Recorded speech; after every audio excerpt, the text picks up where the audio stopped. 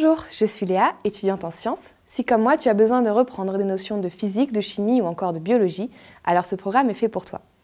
Je vais accompagner Pascal Rigolet, enseignant-chercheur à l'Université Paris-Sud, pour vous aider à faire une synthèse de tout ce qu'il faut savoir en enzymologie, la discipline consacrée à l'étude des enzymes. Commençons tout d'abord par rappeler que les enzymes sont des protéines, agissant comme des catalyseurs dans une réaction chimique transformant une molécule appelée le substrat en une autre molécule appelée le produit de la réaction.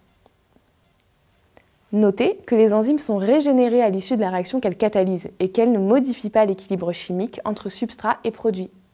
Une enzyme agit en abaissant l'énergie d'activation de la réaction chimique qu'elle catalyse, ce qui a pour effet d'accroître considérablement de l'ordre de plusieurs millions de fois la vitesse de cette réaction.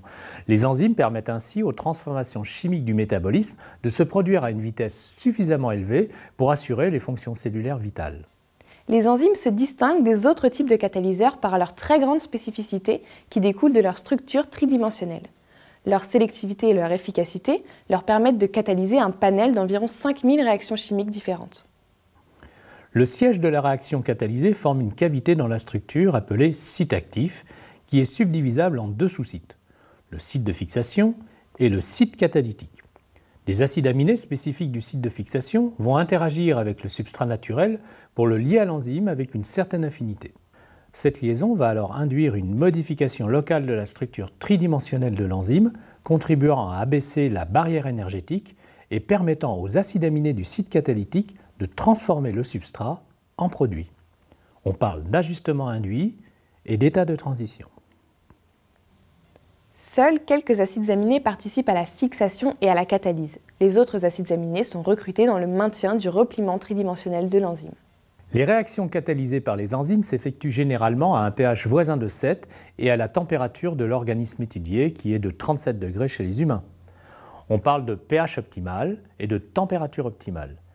L'efficacité catalytique d'une enzyme est très fortement réduite lorsque les conditions expérimentales s'éloignent de sa température optimale ou de son pH optimal. Nous allons nous intéresser tout particulièrement aux enzymes michaéliennes qui répondent à des hypothèses simplificatrices suggérées par l'expérience, stipulant notamment que les mesures de cinétique sont faites en conditions de vitesse initiale et que la concentration en substrat est en large excès par rapport à celle de l'enzyme. Au cours de la réaction catalysée, les réactifs sont en solution avec l'enzyme. Dans le cas d'une enzyme michaélienne, nous pouvons résumer la catalyse enzymatique de façon très schématique en 3 étapes. Dans une première étape, le substrat se fixe sur l'enzyme libre, conduisant à la formation du complexe enzyme-substrat ES non covalent, appelé complexe de Michaelis-Menten. E plus S donne ES de façon réversible. Le complexe intermédiaire va alors, dans une deuxième étape, permettre l'abaissement de l'énergie d'activation. La dernière étape conduit à la libération du produit P de la réaction et à la régénération de l'enzyme E à partir du complexe ES. Ces étapes sont réversibles et lorsque nous considérons les constantes d'association et de dissociation de toutes ces molécules entre elles, nous obtenons finalement le système suivant. E plus S donne ES avec les deux constantes de vitesse K1 et K-1. ES donne E plus P avec les deux constantes de vitesse K2 et K-2. K1, constante d'association de E plus S, K-1, constante de dissociation du complexe ES, K2, constante de vitesse de la réaction de ES en E plus P, et K-2, constante d'association de E plus P.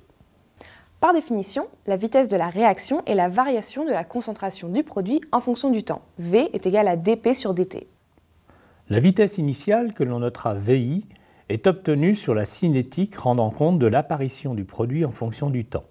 C'est la tangente de la courbe au temps t égale 0, c'est-à-dire lorsque la cinétique démarre. Dans l'hypothèse de l'état stationnaire de la concentration du complexe ES, VI est égal à K2ES, ce qui permet d'aboutir à l'équation de Briggs-Haldane. VI est égal à Vmax S sur Km plus S. Cette équation définit la courbe de saturation qui est une branche d'hyperbole d'asymptote Vmax. Elle met en valeur deux paramètres cinétiques importants qui sont caractéristiques de l'enzyme, la vitesse maximale Vmax et le paramètre Km appelé constante de Michaelis. Vmax égale K2E0 est obtenu lorsque ES est égal à E0, c'est-à-dire lorsque toutes les molécules d'enzymes sont mobilisées fixant chacune une molécule de substrat avant de le transformer en produit. Dans les conditions de vitesse initiale et d'état stationnaire, la constante de Michaelis Km est le rapport K-1 plus K2 sur K1 et peut être approximé par la constante de dissociation apparente du substrat pour l'enzyme. En conséquence, on peut écrire Km est égal à concentration de E multiplié par concentration de S sur la concentration de ES. Notons que lorsque la concentration du substrat est égale à Km, la vitesse atteinte est alors égale à Vmax sur 2. Vous l'aurez compris, il ne faut surtout pas confondre la représentation d'une cinétique enzymatique portant l'apparition du produit en fonction du temps avec la courbe de saturation qui exprime VI en fonction de la concentration initiale de substrat. K2 est une constante de vitesse du premier ordre dont l'unité est en seconde-1. Il s'agit de la fréquence à laquelle l'enzyme accomplit l'acte catalytique. Elle est appelée constante catalytique et souvent notée K4. On emploie également le terme turnover. L'unité d'activité enzymatique est le catal. C'est la quantité d'enzyme qui catalyse la transformation d'une mole de substrat par seconde. L'activité d'une enzyme peut être modulée par d'autres molécules.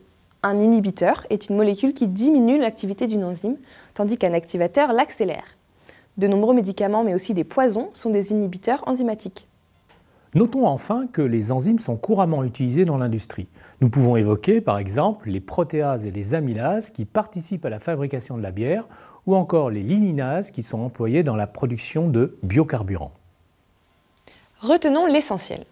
Les propriétés catalytiques exceptionnelles d'une enzyme sont liées à sa structure tridimensionnelle, assurant une très haute spécificité de reconnaissance du substrat qui va être efficacement transformé en produit grâce à l'abaissement de l'énergie d'activation de la réaction.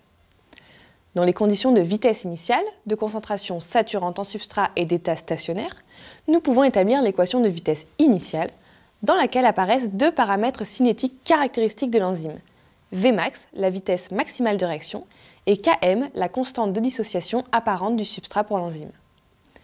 Enfin, la catalyse enzymatique peut être modulée par un activateur, molécule accélérant la réaction, ou bien par un inhibiteur, molécule réduisant l'activité, parmi lesquels on peut citer les inhibiteurs compétitifs qui, comme leur nom l'indique, entrent en compétition avec le substrat pour se fixer sur l'enzyme.